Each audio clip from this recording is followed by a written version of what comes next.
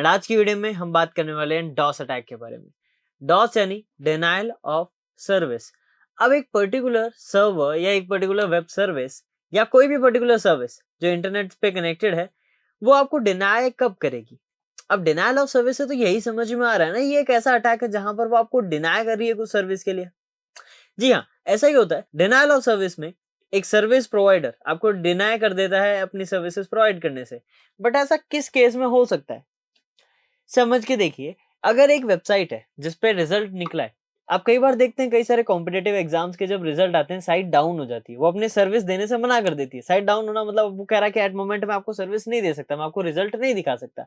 यही उसका काम था और वो नहीं कर रहा है। अब क्यों नहीं कर पा रहा है? क्योंकि बहुत सारे लोग उस समय एक साथ चला रहे हैं उसे। यानी एक लिमिट है उसकी कि बस इस लिमिट से ज्यादा वो हैंडल नहीं कर पाएगा।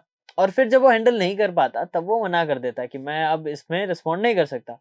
अब अगर इस केस सिनेरियो को देखा जाए तो 100 लोग को अगर 1 सेकंड में हैंडल कर सकता है और 1 सेकंड में 101 लोग आते हैं, तो यहाँ पर डिनायल ऑफ सर्विस हो जाएगा, है ना? ठीक है, ये एक जनरल पॉइंट था जो कि डिनायल ऑफ सर्विस है, लेकिन यहाँ डिनायल ऑफ सर्विस अटैक नहीं हो रहा। ये अटैक तब कहलाएगा जब एक ही पर्सन 101 लोगों तक की रिक्वेस्ट भेज सके।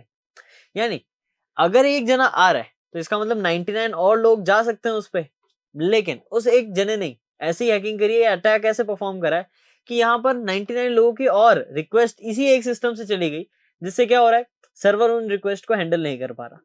यानी इस केस में अटैकर एक पर्टिकुलर टाइप के पैकेट या एक पर्टिकुलर टाइप के रिक्वेस्ट की फ्लडिंग करता है। फ्लडिंग यानी एक ही चीज को बहुत ज्यादा मात्रा में भेजना सामने वाले सर्वर तक। तो यहाँ पर फ्लडिंग करी जाती है ताकि एक डॉस अटैक को यहाँ पर जनरेट किया जाए। डॉस तो तब होगा जब वहां पर रियलिटी में वो सर्विस प्रोवाइड ना कर पा रहा हो जेन्युइन रीजन की वजह से, लेकिन डॉस अटैक में जेन्युइन रीजन ना होते हुए भी वो सर्विस प्रोवाइड नहीं कर पाएगा, क्योंकि यहाँ पर एक ही अटैकर मल्टीपल पैकेट्स भेज के या मल्टीपल रिक्वेस्ट भेज के उसको ओवरफ्लो कर देगा, सिस्टम जिसको हैंडल नहीं कर पाएगा और क्रैश हो जाएगा and denial of service perform हो जाएगा। तो यहाँ पर कई सारे रीजंस हो सकते हैं। तो आप ज्वाइन कर सकते हैं WSCH batch.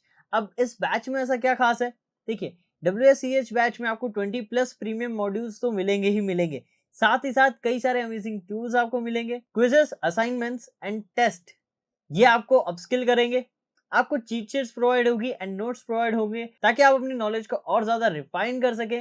Proper theoretical and practical concepts पे काम किया जाएगा, यानी आप थ्योरी भी सीखेंगे और साथ ही साथ प्रैक्टिकल्स पे ज्यादा फोकस करेंगे। प्रैक्टिकल लैब सेटअप करी जाएगी, उनके असाइनमेंट्स होंगे एंड मेनी मोर। अब ज्यादा डिटेल के लिए आप डिस्क्रिप्शन में चेक कर सकते हैं। लेकिन अब इसके कुछ टाइप्स और है जिसमें काफी पॉपुलर है DDoS यानी डिस्ट्रीब्यूटेड डिनायल ऑफ सर्विस। यहाँ पर क्या होता है, डिनायल ऑफ सर्विस करने के लिए पैकेट्स की फ्लडिंग तो बिल्कुल अच्छे से करी जाती है, लेकिन यहाँ अटैकर खुद नहीं करता।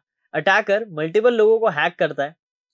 अब उन्हीं का सिस्टम यूज करके वो सामने अटैकिंग करेगा, यानी वो उन सिस्टम्स को एज अ ज़ॉम्बी होस्ट या फिर बॉटनेट जिन्हें कहा जाता है उनकी तरह यूज करता है। तो यानी यहाँ से वो बैठ के सभी को कमांड्स देगा जो भी सिस्टम उसने हैक करें, और जिन सिस्टम को उसने हैक करा है उन्हीं सिस्टम से मल्टीपल पैकेट जाएंगे, तो वहां पर DDoS अटैक होगा। अब यहाँ सोच के देखिए, यहाँ पर DDoS अटैक नहीं, डॉस अटैक को अगर हम पहले कंसिडर करें तो यहाँ पर एक अटैकर है जो मल्टीपल पैकेट्स भेज रहा है। लेट्स सपोज वो 10,000 पैकेट भेज पा रहा है जिसकी वजह से डॉस हो पा रहा है। लेकिन डिनायल ऑफ सर्विस अगर डिस्ट्रीब्यूटेड हो जाए, मल्टीपल हैकिंग सिस्टम हो जाए, तो सोच के देखिए एक अटैकर सभी जिसको हैक करा है उसने उन सभी के सिस्टम से अटैक करवा रहा है। मान लेते हैं उसने सिर्फ 10 जनों को हैक करा है, तो 10 जनों से भी 10,000 पैकेट जा रहे हैं, तो एक टाइम पे कितने ज्यादा पैकेट हो जाएंगे, है ना? इसकी इंटेंसिटी कई गुना बढ़ जाती है। तो DDoS अटैक डॉस से कई ज्यादा पावरफुल होता है और हैक्टिविज्म में कई ज्यादा यूज करा जाता है। अब हैक्टिविज्म क्या चीज है? अब हैक्टिविज्म एक ऐसा टॉपिक है या एक ऐसी चीज है जो कि कुछ लोग करते हैं पर्टिकुलर पॉलिटिकल एजेंडा या पर्टिकुलर एक्टिविटी को पावर में लाने के लिए। फॉर एग्जांपल आपने देखा होगा कई बार कई सारे बड़े बड़े यूट्यूब चैनल्स हैक हो जाते हैं किसी एक बिटकॉइन को ऊपर ले जाने के लिए, उसकी प्राइसिंग को हाई कराने के लिए, क्रिप्टो कॉइन्स को। तो वो हैक्टिविज्म का पार्ट है, यानी हैकिंग करना बट उसके पीछे एक स्ट्रॉन्ग मोटिव हो, उसे एक्टिविज्म कहा जाता है। तो अक्सर ये वहां यूज करा जाता है। अब DRDoS भी एक टाइप होता है, distributed reflection denial of service, जो कि मल्टीपल सिस्टम से हॉप होके आगे सिस्टम तक जाता है। तो यहां पर क्या हो रहा है, एक अटैकर मल्टीपल मीडिएटर सर्वर्स को हैक करेगा, उनके बाद वहां पे अटैक करेगा। यानी ये एक तरह का लेटरल मूवमेंट होता है डॉस अटैक का। तो ये DDoS अटैक कहा जाता है। तो ये बेसिक टाइप्स है। होप आपको ये चीजें क्लियर हो, क्योंकि अब इसके बारे में आपको जानना बहुत जरूरी है, क्योंकि साइबर क्राइम्स काफी बढ़ रहे हैं और अगर आपको उन्हें टैकल करना है, उनसे खुद को सिक्योर रखना है और ऑर्गेनाइजेशन को भी सिक्योर रखना है, तो ये नॉलेज आपको आनी जरूरी है। सो होप चीजें क्लियर हो एंड मैं मिलूंगा आपसे नेक्स्ट वीडियो में और amazing informative and knowledgeable content के साथ। Till then, this is Ankur Joshi signing of.